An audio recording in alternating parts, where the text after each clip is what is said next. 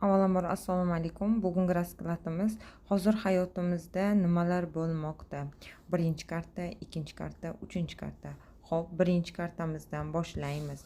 Birinchi kartamizda nimalar demoqda? Siz hayotingizda hozir o'ylab, qaror qabul qiladigan, boshqarish, nazoratni qo'lga olish kerak bo'lgan vaziyatda turibsiz. Kartalarimizda shuni aytmoqda.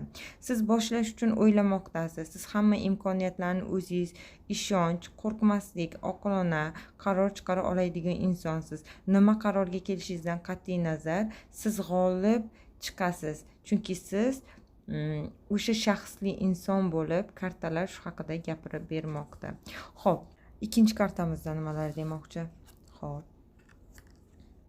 Kartalarimiz shuni aytmoqchiki, siz boshlashda davom ettirish yoki to'xtashda qo'rqmayapsiz yoki qochmayapsiz.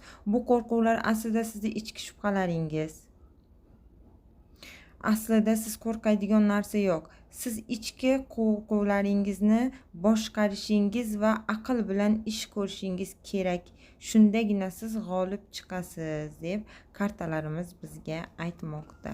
Ikkinchi kartamizda. Uchinchi kartamizda nima demoqchi? Uchinchi kartamiz bizga siz hayotingizda nimadirdan voz kecha olmayapsiz yoki to'xtata olmayapsiz. Tugashi kerak bo'lgan narsalar tugashi kerak. Uni ushlab qola olmaysiz. Tugadi degani bu yomon emas. Sizga yangi imkoniyatlar, yangi eshiklar, yangi hayot boshlanadi.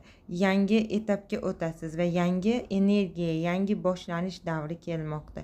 Shu uchun hayotingizni qo'rqmasdan bemalol hayotingizni boshlashingiz mumkinligi haqida kartalarimiz aytmoqda.